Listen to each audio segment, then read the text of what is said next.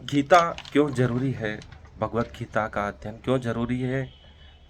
भगवान भीष्म ने उसी समय सिद्ध कर दिया था जब वह बोली जा रही थे।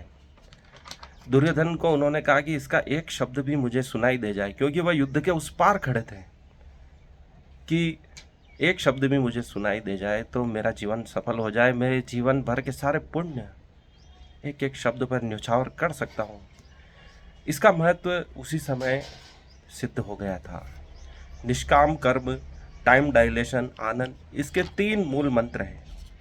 काम से डिटेच होकर कार्य करें, हम कार्य से संलग्न न हो तो निष्काम कर्म कहलाता है। टाइम डायलेशन, समय सीमा की हम चिंता ना करें। बहुत सी बार ऐसा होता है कि हम समय के अभाव में उस कार्य को पूरी तरह से नहीं कर पाते हैं, 100% अपना नहीं दे पाते हैं। तो कृष्ण कहते हैं समय की चिंता मत करो। ऐसे युद्ध के समय में भी उन्होंने समय की चिंता न करते हुए अर्जुन को गीता का ज्ञान दिया।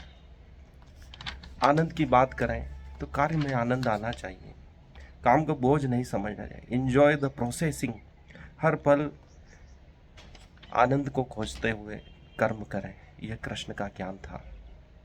हम देखते हैं कि आधुनिक समय में किसी भी वस्तु से कोई प्रेम करता है, खिलाड़ियों को, अभिनेताओं को किसी ताबीज मंत्र से प्रेम करते हुए देखते हैं। अपने ताबीज को दिन भर वो निहारते हैं, उन्हें चूमते हैं और उनसे आशीर्वाद प्राप्त करते हैं।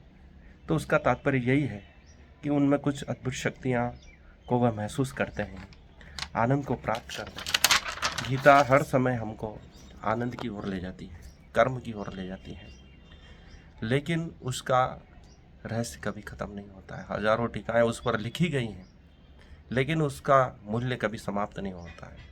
इसलिए कृष्ण ने उसे समयातीत कहा है, कालातीत कहा है। उसका प्रभाव कभी कम होने वाला नहीं है। जितनी बार उसके श्लोकों को हम पढ़ते हैं, नए नए अर्थ निकल के आते हैं। जीवन की चाहे कौन सी भी समस्या हो, कौन सा भी श्लोक हम उठाकर देख लें, पढ़ लें, समझ लें, तो जीवन को नई दिशा मिलती है, नया ज्ञान मिलता है। निष्काम कर्म के द्वारा हम सब समस्याओं से मुक्त हो जाते हैं। इस क्षण में जीना सीख जाते हैं, अगले क्षण की चिंता हम नहीं करते हैं। हम देखते हैं कि कृष्ण कैसे अर्जुन को समझा रहे हैं, वह उस पर दबाव नहीं बना रहे हैं। जब एक चीज़ समझ में नहीं आती, दूसरा प्रश्न खड़ा होता है, तो उतनी ही शांति से उसका उत्तर देते हैं। धृतराष्ट्र को संजय कथा गीता की बातें सुनाते हैं तो बार बार क्रोधित हो जाते हैं, क्योंकि उन्हें लगता है कि कृष्ण अर्जुन को उकसा रहे हैं युद्ध के लिए।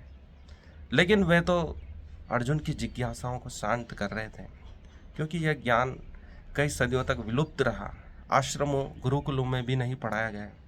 उसको वापस अर्जुन के सामने प्रस्तुत करना, उसे समझाना बहुत टेढ़ी चीड़ था। और युद्ध के समय, ऐसे समय जब सोचने की भी शक्ति मनुष्य में नहीं रहती, सिर्फ मरने मारने का विचार रहता है कि कौन शत्रु है कौन मित्र है, सिर्फ शत्रुओं का संहार करना है। ऐसे समय में मोह उत्पन्न हुआ और उसको समझाना बहुत कठिन काम होता है।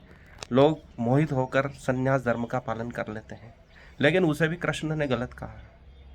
आवेग में आकर कोई काम करना भी कृष्ण ने गलत कहा। इसलिए उन्होंने उसको पूरा समय दिया अर्जुन को कि तू समझ ले असली ज्ञान क्या है, कर्मयोग की शिक्षा दी।